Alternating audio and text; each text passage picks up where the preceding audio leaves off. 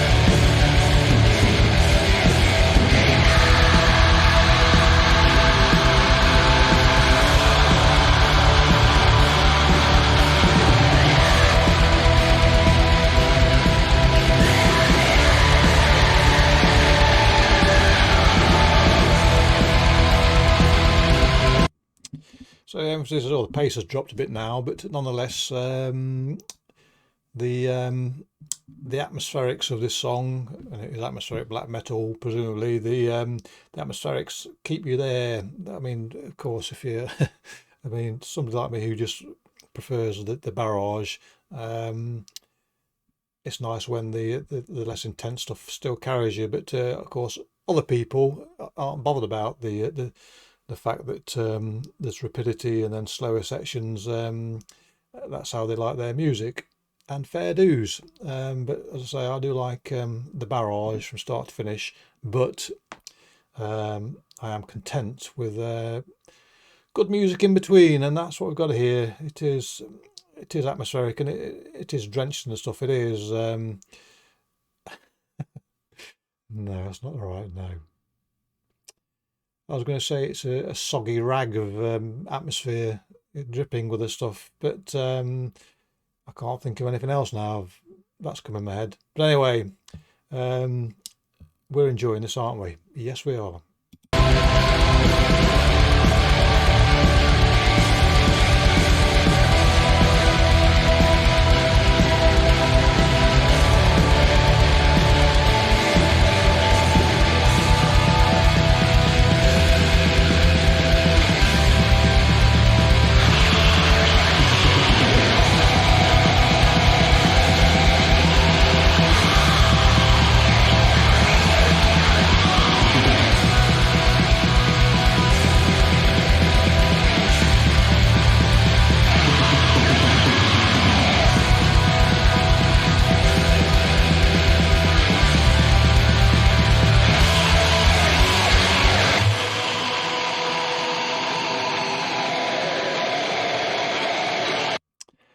I was going to say that the good thing about slower sections is that when things um, pick up again, you enjoy the increase in pace more, which in my case is very true.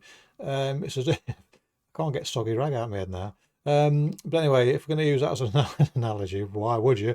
If you've chucked that soggy rag on a fire now, you've now got that hiss of steam come in, and the once the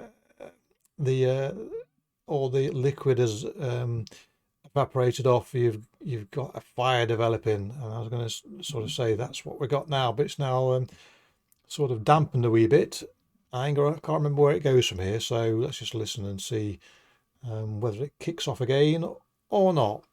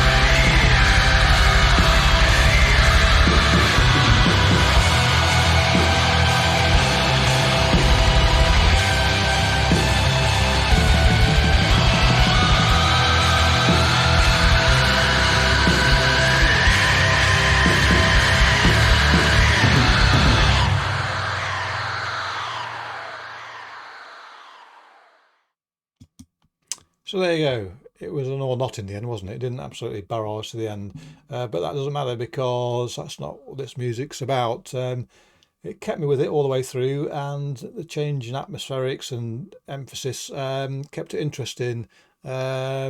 Such is the case that